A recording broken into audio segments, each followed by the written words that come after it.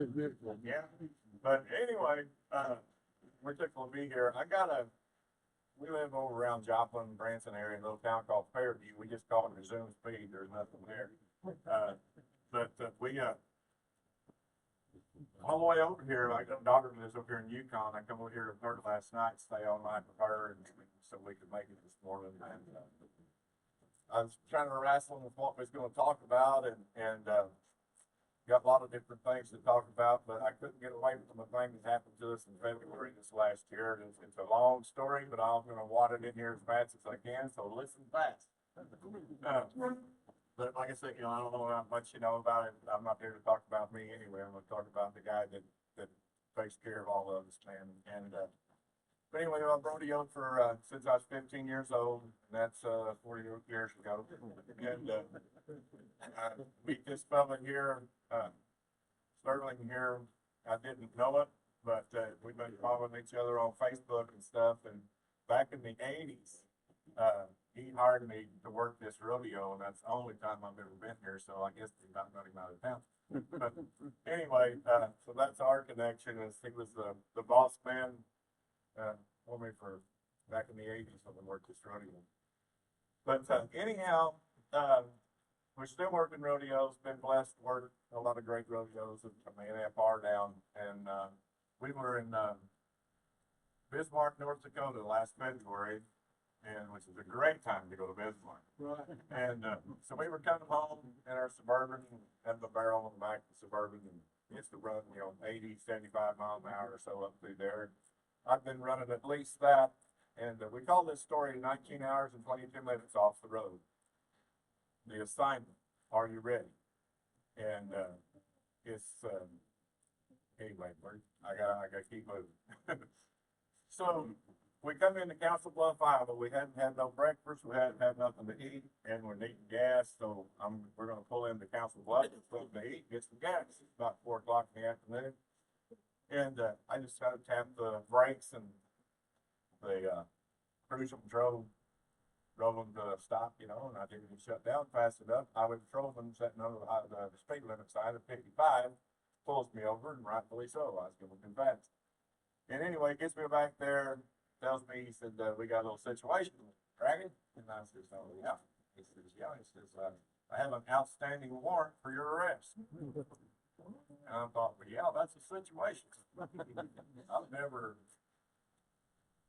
done anything, never had any trouble with the law. I've got a speeding ticket, so it seemed to have a heavy foot. But so anyway, long story short, I'm going to skip over a whole bunch of stuff. This is on a podcast and some things, and we got a guy who called me the other day wanting to talk about a movie. And I'm a little emotional about stuff. I cry every time the laundry comes home, so I'm just glad to see it.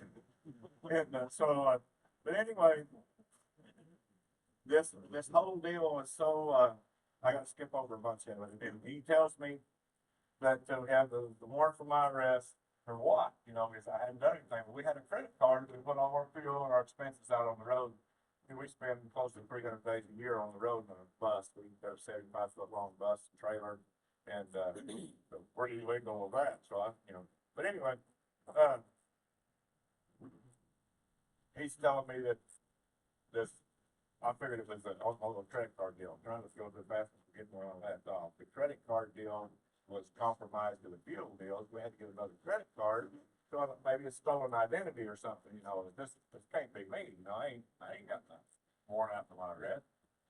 And so anyway, long story short, it turned out to be that it was me on this little computer deal we had. And this warrant for my arrest had been put out in 2020. This was February this year, 25. And so it looks to these folks is that this dude's been running from the law for 5 years. And they've got Bonnie and Clyde, me and my wife. And so he's got to handcuff you, take you over here to county jail. You'll be there for 10, 30, maybe up to 90 days till Missouri comes and gets you because no bond. It's a felony because I've crossed state lines. And no bond. And it's like, you have got to be kidding me. I'm telling this guy, he's a super nice guy. I've been patrolling, doing his job. All he's got is what's in front of him. And he said, I just kept telling him, I said, man, I said, the Lord's gonna have to show you folks I ain't who you think I am. I ain't done nothing wrong, and my wife can take me home. And they all looked at me like, yeah, that's what the devil saying. So anyway, we go through this deal, they take me to jail, next day I'm in their sock feet, my jeans, and shirt, handcuffed. And I'm thinking, man, this is nuts. And then he says, well, he said, I'm gonna have to search your pockets and stuff, you got anything that'll bite me, poke me, stick me, or anything. I said, no, I covered it. He said, I didn't have any with me today, but, you have this little rubber Jesus, you know, I always have 3 or 4 of them in my pocket generally, and then give them out to people, you know, and I always suggest that it's a good conversation piece. But if you try to give one to a highway patrolman when you're under arrest, he won't take it. Something about they can't take stuff out of your pocket. And so anyway, I said, I got some little Jesus there in my pocket. You might get a little Jesus on you, but you know, you have one if you want it. And he said, oh no. So anyway, we go through this process. We put me through the booking deal. I'm sitting here in front of this deal. This guy's asking me a million questions. I've never even been to jail, let alone be in it.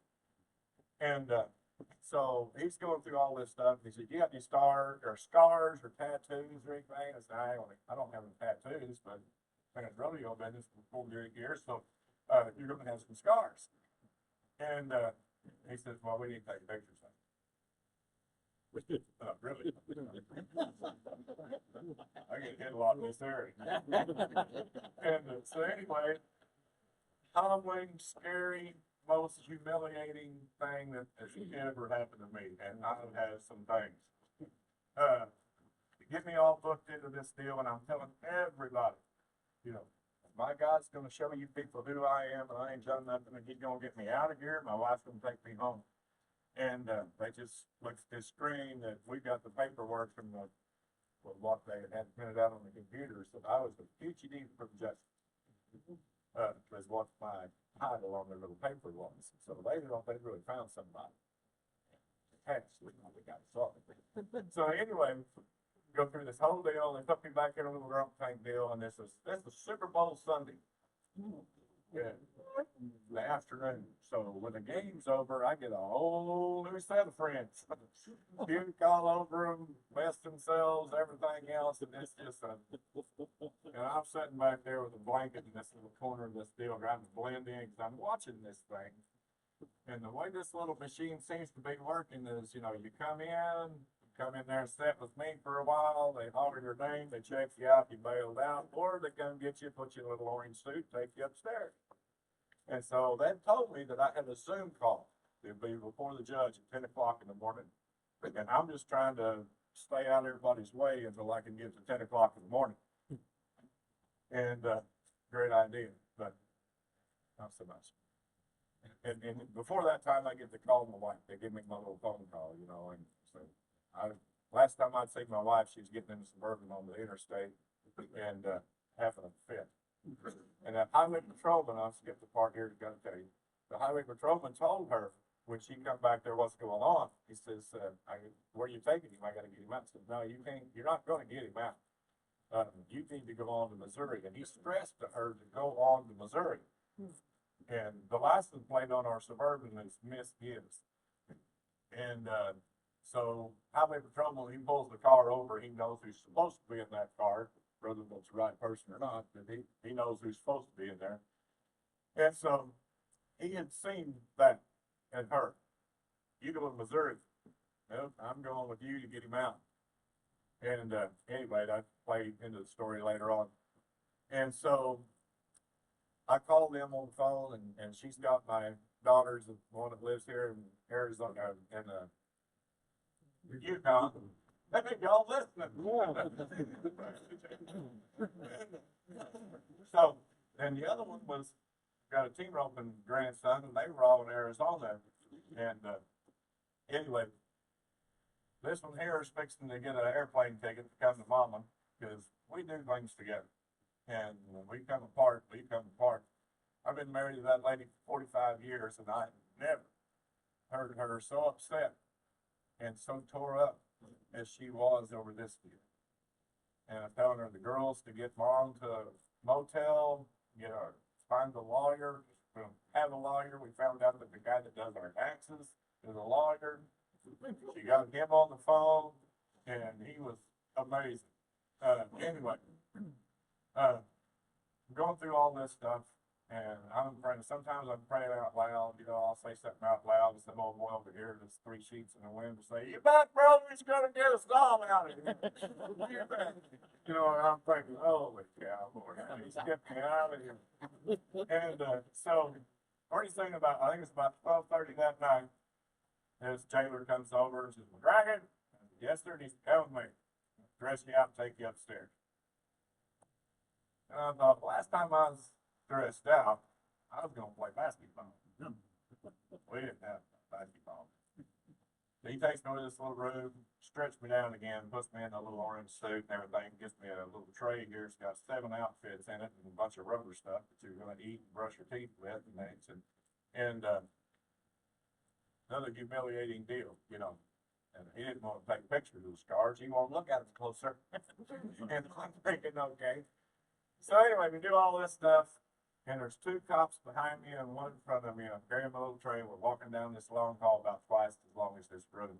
And I'm thinking, I've watched enough Law and Order on TV that I know that we're getting into this deal deeper. And, you know, I found out in my Christian walk that if you're mad at God, just well tell him because he knows. And I'm saying, Lord, you know, he just kind of on himself, you know, these guys behind me, this guy in front of me, and I said, man, what in the world's going on?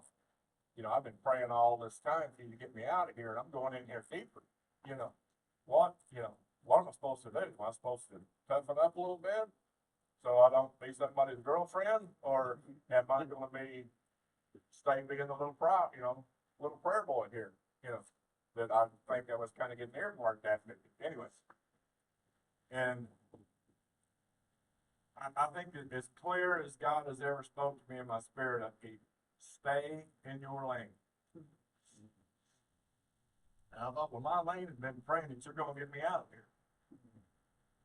So that's going to be my lane. And we walked in this other room. It was 12:30 at night, 12:30, 1 o'clock in the morning. And walked into this little deal here, little cop sitting here at his little station. There's like 4 stories of balconies, cells everywhere. I'm thinking, holy moly, just like the movies. And John hands him my papers, and he says, go out here and go up this C12. And okay, sir. So I walk up there and start going up the stairs. I'm thinking, oh, please, Lord, don't let nobody be in this cell. Don't let nobody be in there. Let me be in there by myself. And they hit the buzzer, the door kicks open a little bit, open the door, and there he is. Some dude by the part here, that bucket. He's dressed like that, orange and white outfit. And laid on the bottom bunk, he goes over and looks at me, and I spoke to him. You know, I don't know what the proper etiquette is when you're in jail. And so I said, you know, put this stuff somewhere. Yeah. He just kind of crumbled at me, and all he had on was his orange breeches, tattoos, head to toe, hair everywhere, big beard, big guy, rough looking dude. And he gets up, stands behind me, and I'm trying to put this mattress in a sock of the sheet and kind of make my bed up on top. And then I hear him say, what are you in here for? I said, sir, I really don't know. I said, something about a failure to appear for a court date that we know nothing about something we don't know why we would be going to court. He never said nothing. I finished my deal, climbed up on top of the bunk, and he goes underneath there, and he ain't under there 15 seconds, and he jumps up and throws his blanket back under there, and it's brighter in that cell than it is in this room. And he commenced to tell me how the land lays, and he's going to tear my head off, throw me out of there. He said, they ain't nobody in here, don't know what they're in here for. He said, if you're one of them kitty petters, I'm going to tear you up, throw you out of here, and I ain't sharing no cell with no kitty petter. He thought I was a pedophile, kid molester, child molester. And just, I guess, from what I've learned from February till now, is it's their job. If you get put in jail and they find out that you've been messing with kids, it's their job for them guys to whoop you, or they're going to whoop you if you didn't whoop them, you know. And that's kind of the rule of the land there, I guess. And so most of those guys don't tell you what they're in there for because they know that's what's coming. And so that I played right into that. He thought that since I didn't know what I was in jail for, that I must be one of them. And so anyway, he cussed me up one side and down the other, tried to get me down there. And I said, buddy, all I know is, you got stopped and you got done. And so he finally goes back into the bunk. I'm looking around and I'm laying up there in this little window about that wide. And I'm looking out that window in the dark and just praying. I prayed all night that God would soften that man's heart and show him that I wasn't what he thought I was, and that he would show him that, I'm telling the truth, and that we'd at least get along. We didn't have to be buddies because we need to get along because apparently we're spending some time together here in this 10-10.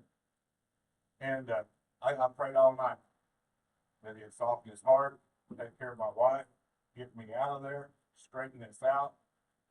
And I never batted an eye because I am man enough to tell you I was scared to death. Because that night he wasn't going to throw me out or nowhere. I'm no rocket scientist. I just play a clown on the weekends, but that door was locked. And they ain't nobody going out it until Barney Five sitting down there at the radio station gets about 20 of them together to come up there to see what the noise is. And so I've been in pretty good shape by the time they got there probably. Anyway, I hear him get up later on that night, or earlier that morning. He goes over there to the little sink, goes water in his face, and he sits back down, and there's a piece of metal sticking out of the concrete. I don't know how many of you people in here have ever been in jail, but I hope not very many of you. But praise the Lord, you're not there now. And so anyway, there's a little piece of metal sticking out of there, and then that's your seat and your table in this place anyway. And he put some papers out there on that deal. And I'm watching down there because I'm thinking any time he's fixing to reach up there and jerk me out of there and give me the howdy doody. And so, well, here we go, Lord. I said, morning. He mumbled all something. And I seen his arm stick out. He said, you see these papers out here? Yeah. He said, you get out there and read these papers. They tell you everything about me, what I'm in here for. I'm a 15-year felon. Yada, yada, yada. I get out in about a year and 2 months. And he said, I ain't thinking. And he jumps up and he steps out there in the middle of the room again. And he is reading me another one. Second verse of the same song he had that night. And I think, oh, Lord. And so I told him, I said, buddy, I said, all I know is I work rodeos. I didn't tell him on the claim. I said, I work rodeos. He's coming home from Bismarck, North Dakota, get pulled over for a speeding ticket. They say I got an outstanding warrant for my arrest for something I don't know anything about. And here I am. And he stood there for a minute. He said, you ride bulls? And I said, no, sir, I run from them. And he said, you know so-and-so? Yeah, I know him. We've been there. He rode bulls back in his day. He's 49, I think, 49 years old. And so he had rode bulls at a lot of the rodeos that I had worked. We knew a lot of the same people. And I stood in that bunk and watched that man. Now that sounds weird, but I just watched him change. He looked different, and he definitely talked different. And we had a rep, we had something in common. And so we kept talking about that and everything, and about people we knew, places we'd been, all that stuff. And I said, well, I need to tell you something. He told me his name was Josh. And I said, I need to tell you something. That after that great greeting that you gave me last night, I laid up here all night and prayed that God would soften your heart and show you that I was the guy that I told you I was, and I wasn't what you thought I was. And I said, look what he's done. He stood there for a minute, looked at me, and he said, I've tried that religion thing. He said, that don't work for me. He said, I've tried that. My mom and everybody, we tried that. He said, God don't care nothing about me. He said, I've done too much stuff. He don't care anything about me. And I said, well, he does. And we went on talking about things. And I asked him about this driveway out here. Is this where they cut us out? I said, well, my wife's gonna be coming out here to get me, yada, yada. You know, she thought she's gonna come pick me up like a get the gallbladder taken out of the hospital or something. That didn't work. But anyway, I'm trying to connect more truth to what my story for me to tell him something's gonna happen and hopefully he would see that. And, so we talked a little bit more and I thought, well, let's take this a little bit farther. Said, you ever heard of a clown named Gizmo? Oh, yeah, I know him. I thought, great, my friends are in jail. He said, I got 4 boys. One of them wants to ride bulls and stuff and everything. He said, man, he said, yeah. He said, we got pictures of him up there. And he said, he got that little ambulance and he does that music stuff and the ostrich thing. He started telling me about me. And, I listened to him go on for a while, and then I just kind of grinned at him, and he looks at me like, "Get out of here!" And I said, "I'm trying to with everything in me." And so he said, "You're him?" I said, "Yeah, but please don't tell your boys. They think I'm somebody. You know, I'm locked up in here with you." So anyway, but the whole thing, you know, God, He answers our prayers. And man, He changed a bad deal into this guy. He's my old buddy now. And so we talk about all this kind of stuff, you know, and I get down, I'm those water in my face, and I sit on that nice little stool they got there, and he's just jabbing. "Hey, you ever rode bulls? I rode bulls here. I met him, and he's got somebody to talk to now." And I'm thanking God that He does, because that's better than him pumping my head. And so I said, man, I don't get it. I said, I'm just in shock. I said, I don't understand why I don't get it. I don't understand what I'm doing here. He said, well, I know why you're here. You're here for me. I thought, well, I'd like to have sent you a coloring book. And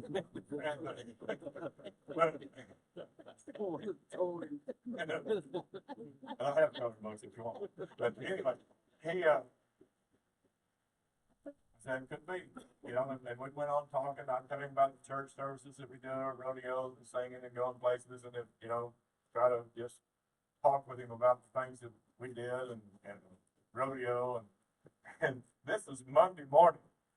And Saturday night and Sunday morning, the next weekend, we're singing in a church, 2 different churches.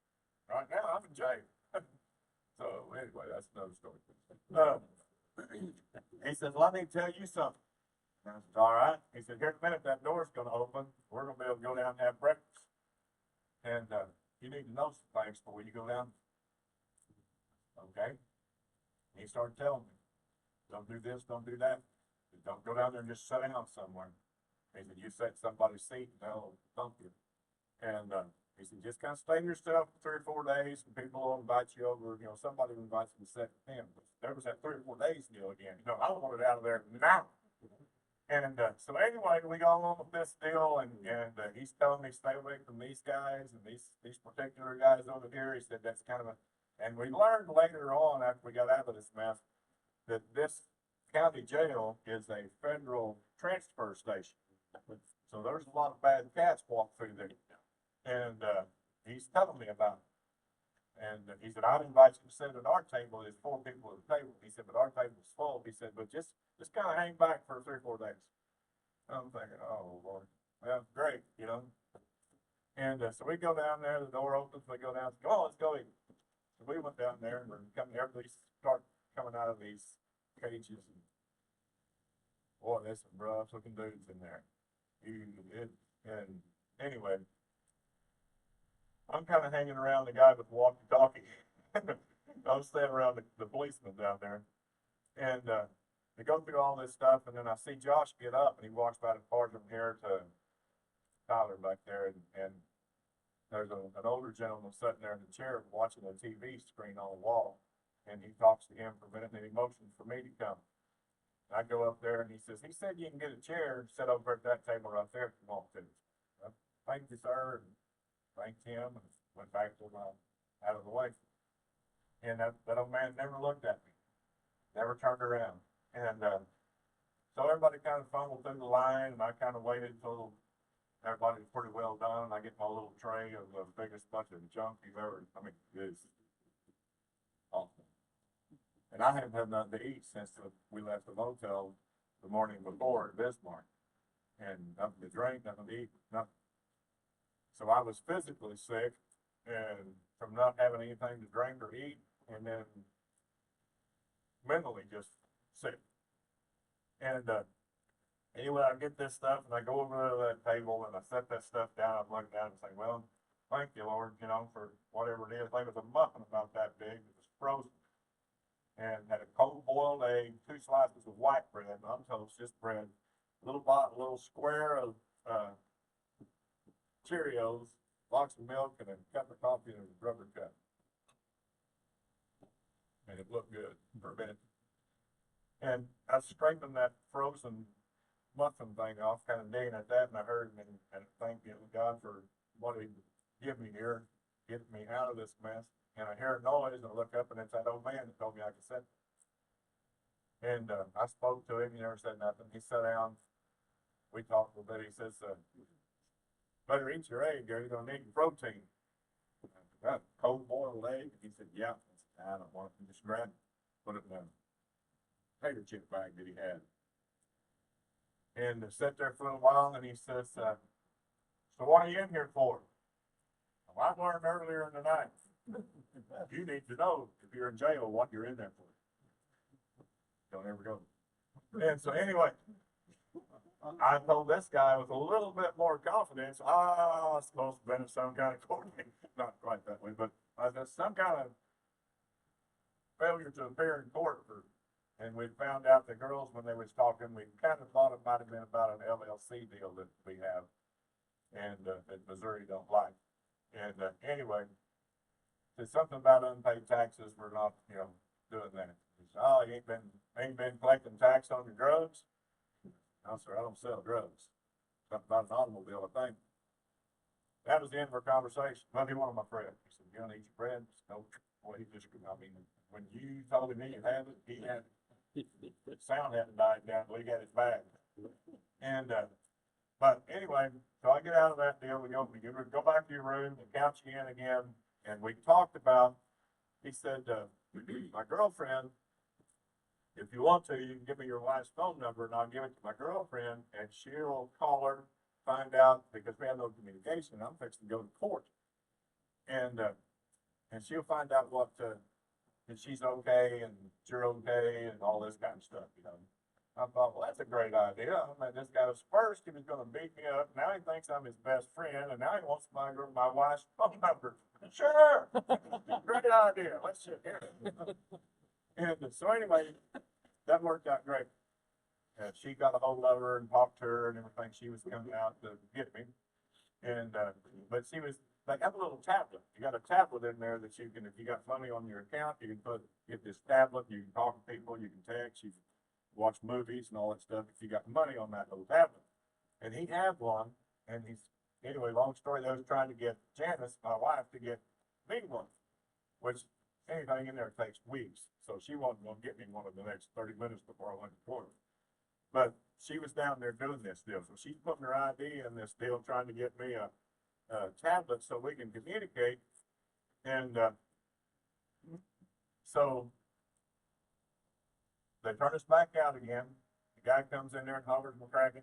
"Yep," says, "come with me." So we're going to the little room, but they have a Zoom call court deal. You got the TV screen up there and a bunch of us in the room. They took about 6 or 7 of us in there at a time. And there's about 30, 35 people, about this many guys, I guess, have seen the judge that morning. The old man that went before me at the last got 25 years. So this wasn't to just slap you on the back of the head and don't do that again kind of deal. Anyway, so this was all happening. They called my name. I sat up there and they said, "We'll come back to you." He had a talk button and he'd turn that button on and off. And so there's a lot of stuff going on. You can see going on, and he'd punch his button and tell you something. And so they just handed papers back and forth. And so my lawyer and all was trying to deal with me, and he bought us some time to get me out of the seat. So then I came back up there at the last guy of the group, and there's still this going on. And then he comes on there and he says, Iowa has no interest in you. He said, we're going to release you to return to Missouri.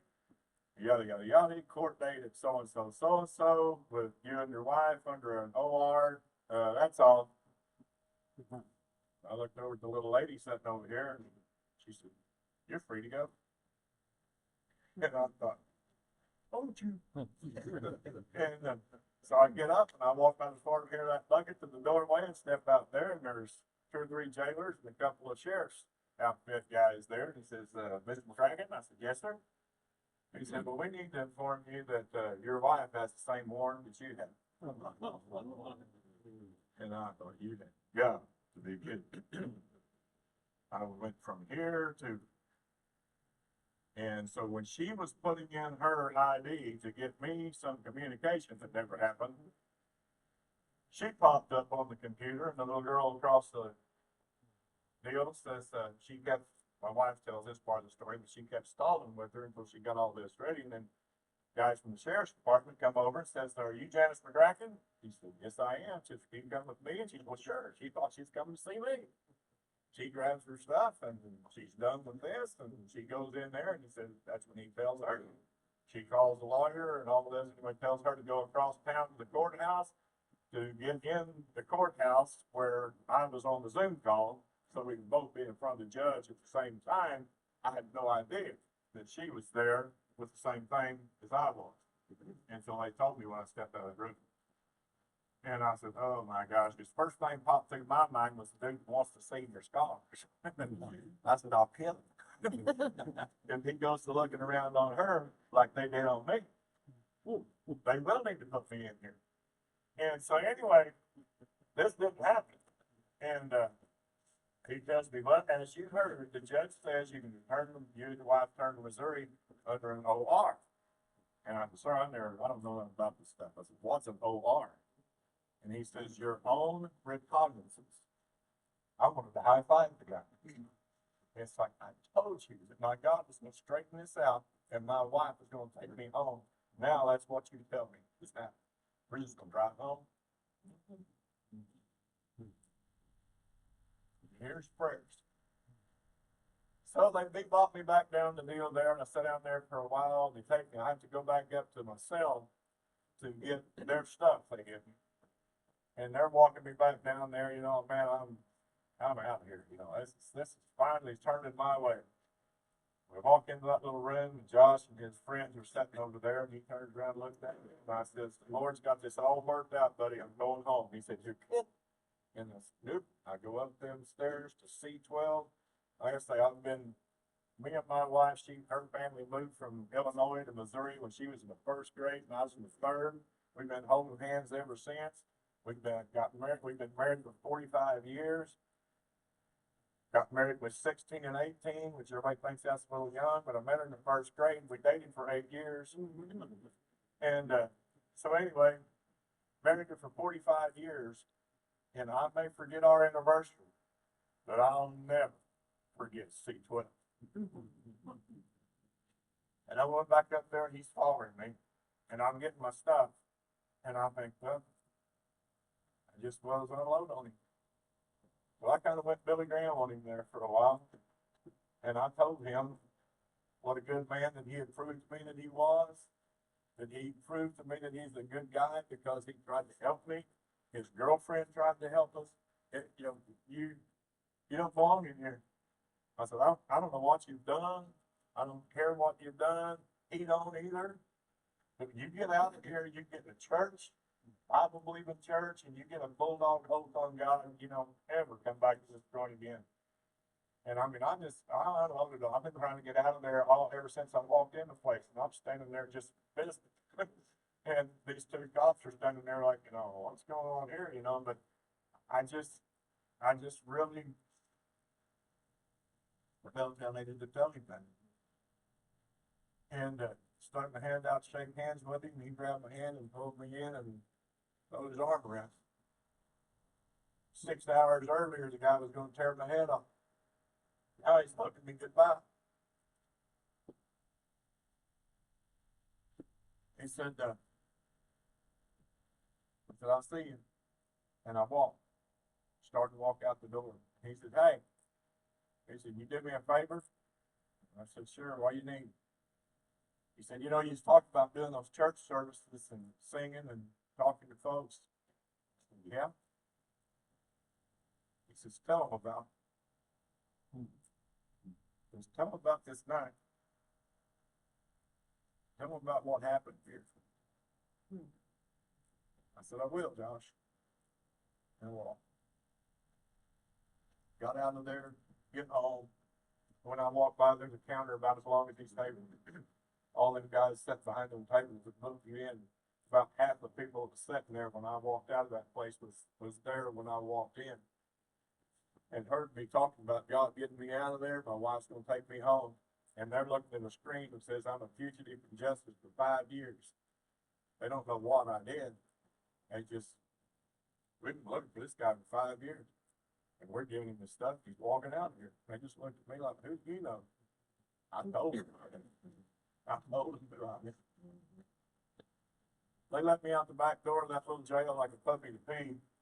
And I come around the corner, and my wife was sitting out there in the Suburban, and they told her at the courthouse, she said, so I can go back to the jail and get him? I said, oh no, man, your warrant's still hot. You cannot go back to the jail because everybody here knows that you're wanted too. They have to arrest you. You cannot go back out there. You know, you have somebody get him or whatever. She said, well, I'm going to get him. So anyway, she's sitting there at the front of the jail. And another funny story about that was earlier on, when she went out there to get into this thing to get me that pad, she asked if she could go in and go to the restroom. So she went into the restroom. She gets in the restroom in the jail and realizes that she's got her little 308 pistol, a taser, pocket knives, you know, and she, oh my. So she gets out of there pretty quick and takes that all back to the Suburban. But anyway, how in the world she got in there with that little gun and all that? Anyway, so she sees me in the parking lot there. She jumps out of the Suburban. We run to each other like a couple of prom date kids, and we drove all the way to Missouri before we got out of that dude. And since then, to tell you what that was all about, and then I'm going to tell you the best part of the whole story. We have an LLC out of Montana. Many businesses do have LLCs in other states than what you live in. Totally legit, totally legal, nothing illegal about it. But Missouri, once in a while, don't like that, and they crack down on that. They try to, you know, they'll call up some elderly couple that's bought them a $400,000 bus, and put their little car on the back, and down the road they go, and they'll call them up and tell them this story about these taxes, and they're facing 10 years in prison, or $10,000 fine, or more, or all this stuff. Scares these old people, and they run in there and they dissolve their LLC and pay their taxes. It's, you know, if you want it changed, change the law, because it's the law that you can. It's a loophole in the law that you can do. Nothing illegal about it, and we proved that. And so that was what it was all about. Was they was trying to shut our LLC. We got an LLC that our bus is on. We have a 45-foot bus, and been up for 10, 15 years. We've had an LLC in Montana. Anyway, that's not an important part of the story, but that's what it was about. Everybody always said, you never did tell us what it was about. Well, that's what it was about. And so anyway, that all went away. And the cool part, like my daughter over here, if you go on to your legal websites and stuff, I can put your name in there. If you've ever stole a candy bar or a parking ticket, it'll be on there. Your record is always your record, unless God sends you on an assignment. You can go on there and put us in there. There was a warrant out for my arrest and her arrest for 5 years. I spent a night in jail. Find it. It ain't nothing to know. I've had cop friends in my church. Oh, yeah, if you got a record, I ain't gonna be on there. And so Cassie over here, she says, Dad, what's cool about that is just like our sins. When God wipes our sins away, they're as far as the east is and the west. They ain't out in. This never happened in the worldly realm, but in the spiritual realm, man. So anyway, that's all. That was that.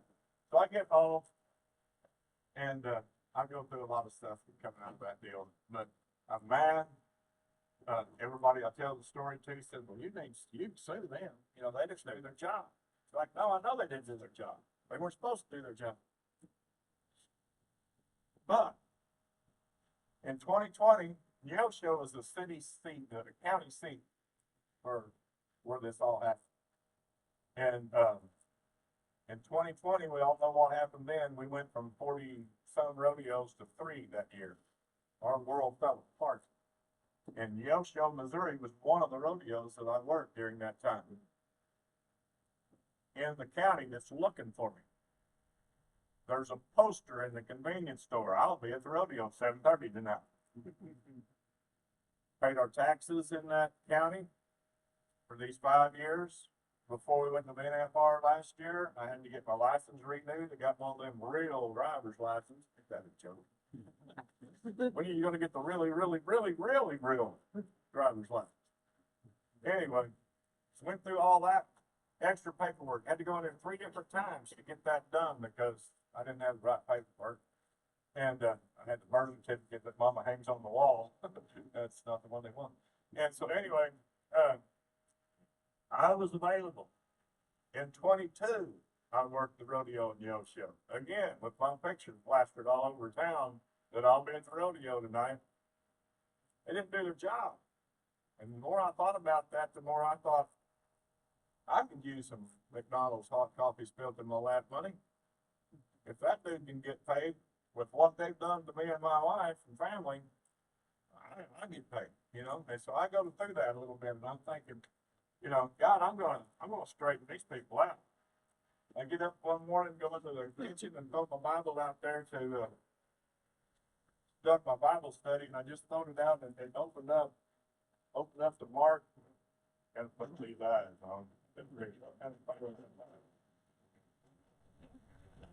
Oh, that's doing that. I thought, what are you doing over there?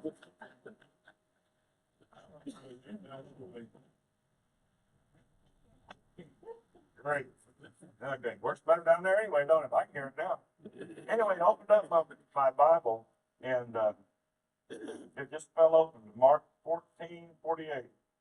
And I ain't comparing myself to Jesus in no way, but I think he talks to us if you listen.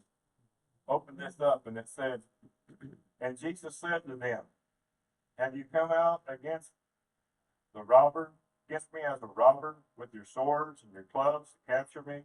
Day after day, I was with you in the temple teaching. You didn't seize me then, but let the scriptures be fulfilled. And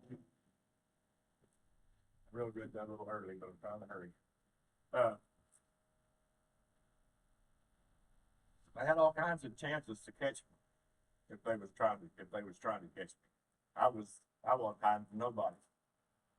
The biggest thing that I'm proud about is I went 5 years without speeding to him. No applause. But this was. I get home and Josh sends me. I write him a letter, and I get a letter back from him about 3 or 4 weeks after I get out of there.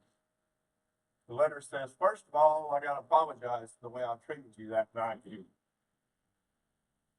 says, and I want you to know that I killed off the old man that you met that night. Mm-hmm. And I want to be the guy that you told me about that day, that one. Mm-hmm. At 3:30, after I left at 11:22 that morning, at 3:30 in the morning that night, they loaded him up and took him to Leavenworth, Kansas. And when he gets to Leavenworth, he requests to be in solitary confinement. He didn't want to be in the general population. he couldn't be out with the rest of the guys. He was in there for games, drugs, and I think he's way more of the latter than what I think he is. Anyway, since he went over there, they tried to stab him. They got him out of, you can't voluntarily stay in solitary confinement for so long a time, then you gotta come out, because it messes with your head, and they can't let you do that, because then you can come back on anyway. If they put you in there, you can stay in there till you rot, but if you can't voluntarily be in there that long, according to what I've heard. So he backed out in the population. They've tried to stab him, they've stole his stuff, they've put rat poison in his food. He's down to 185 pounds. He says, you probably won't even recognize me. And I said, well, dude, if you're fixing to get out, you need to gain your weight back, because I'm telling everybody what a bad dude you are. And this little punk guy comes out of there, they're going, well, you sissy, you could have took him. But anyway. They gave him a really rough time in there, but that's all part of this timing deal, I think. I was pulled over 2 miles from the jail, went through all this stuff. I didn't go upstairs to him until he was in bed. If I went up there in the middle of the night and he was still up and around and all that stuff, I probably got one. But since we got it, just me and him in the middle of the night, we had some time to pray for that before they turned me out with the rest of them, and he had to do something with me. So anyway, then in the rest of his letter, I wanted to be the guy that you told me about that morning, and he says, and I also found out how come you got arrested. And so much time went by, and I thought that he had heard that it was over in this LLC deal. And he says, when they give me this last time, when they give me 15 years in a federal pen, he said, I called my mama and told her. And my mama told me on the phone that keep my chin up, keep praying that God will see me through this deal, and he'll take care of you, keep you safe, and all this kind of stuff. He said, I told my mama right then, he says, God don't care nothing about me. He said, I've done too many bad things. He don't love me, he don't want nothing to do with me. And Mama said, yes, he does, and we argued about that. And he said, my mama prayed on the phone right then that God would send me a sign that he cared about me. And you was my sign. He said, thank you for being the answer to a mama's prayers. And it's just like that, the end of that scripture, so the scripture would be fulfilled. They didn't catch me when they could have, because I had to go be the answer to his mama's prayers, and to hopefully change his life. And he told me, I'm talking to him and his girlfriend, he called her his wife, and he said, we're just girlfriend, boyfriend, we just living together. I said, well, that's an area of your life you need to get straightened out. You're living in sin by not being married. And he says, in his letter, he says, and when I get out of here, me and Mitzi's going to get married, and you're invited. The guy asked me the other day, he says, are you ordained? And I said, no. And he said, you're going to be. He's going to want you married. But anyway, so many things has happened out of that is, he in another letter, he told me that he met a guy the other day that was kind of like me. He said, we got to read the Bible and talking about God and everything, and he said, we started a Bible study. And a guy that as far as I know, don't know nothing. And he's in the Bible. I don't know what kind of mess I've got. He gets out the 18th of this month. What's supposed to be in there almost another year. And he's supposed to get out and go to a halfway house or some kind of, I don't know what the stuff is, but I'm going to see.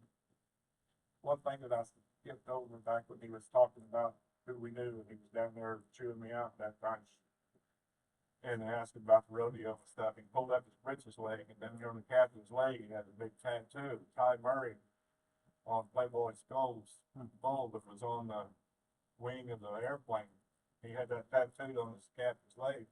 He said, you see that right there? You know who that is? And I said, buddy, they took my glasses. I can't hardly see you. And he said, that right there is Ty. And I finished it out. Then I knew what it was. He said, that's Ty Murray on David Bailey's book and another thing that connected us. And so since then, we're doing the church service, the music for the church service in Vegas has been at art for the Fellowship of Christian Cowboys. And through that, those people who heard our podcast, this story's on a podcast, and they got a hold of Ty, and they're sending him a Bible, a leather-bound Bible that's made for him, and sending it to Ty to autograph and write something in it for me to give to him. And so just so many things that's come out of this. We've got so many emails and texts and stuff from people that has heard the story, and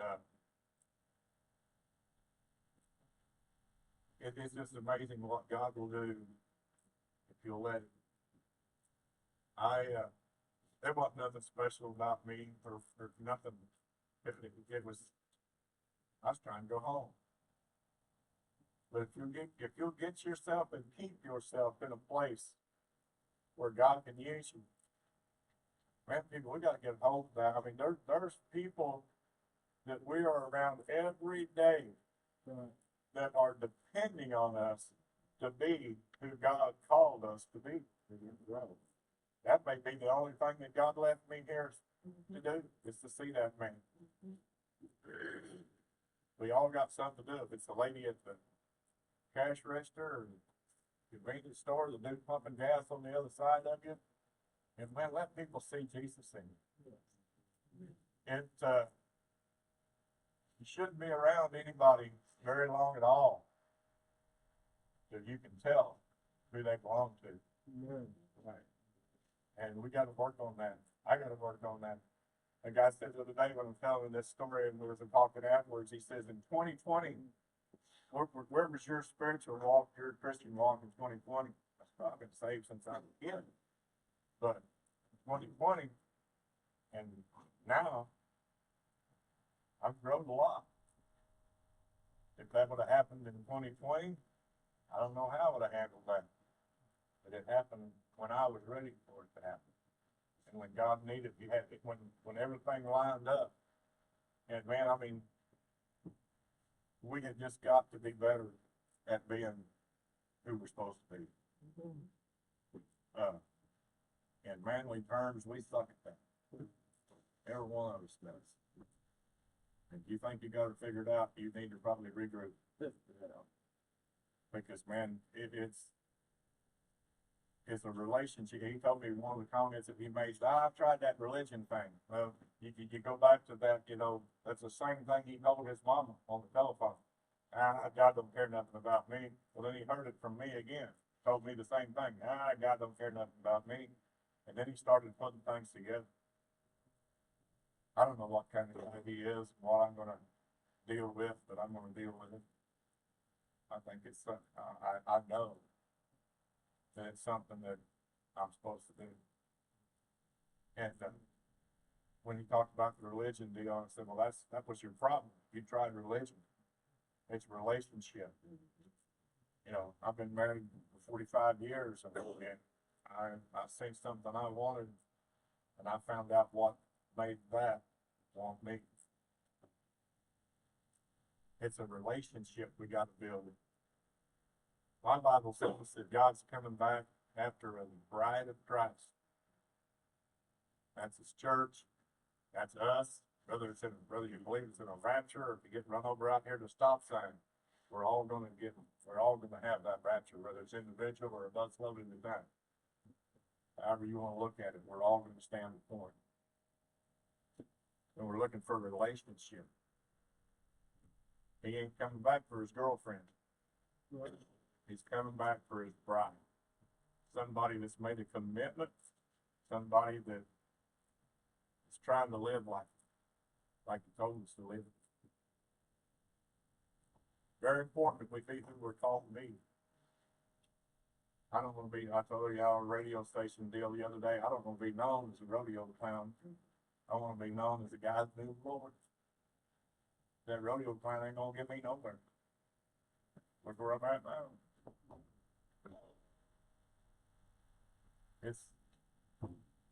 That's not what it's about. So So I just encourage you to look for those opportunities. I've screwed up a lot of them. I can look back in my life and see lots of opportunities that I could have done things for somebody. I could have helped point them to Jesus, and I missed them. So I'm not here saying, boy, I just hit it every time. Because you won't. But you gotta step up to the plate. People count on us. So I think that pretty well, all that story I'm gonna let you have today. There's a whole bunch more of it. The kid's side of it, the wife's side of it. And I'm gonna take him to some places that we've been and got to talk to some folks to where he can tell his side of what he was going through. And I just encourage you to be the people that God's called us to be. And that's, and I don't care if you think you gotta be sprinkled, you gotta be dunked, you gotta do this, you gotta do that. All I know is you have got to know him. If you don't know him, all these little ritual man-made things, you know, the different denominations and all that kind of stuff. You know, I said, well, we're non-denomination. That means you couldn't get along with nobody. You couldn't even pick a lane. You're not non-denominational. That's a denomination itself.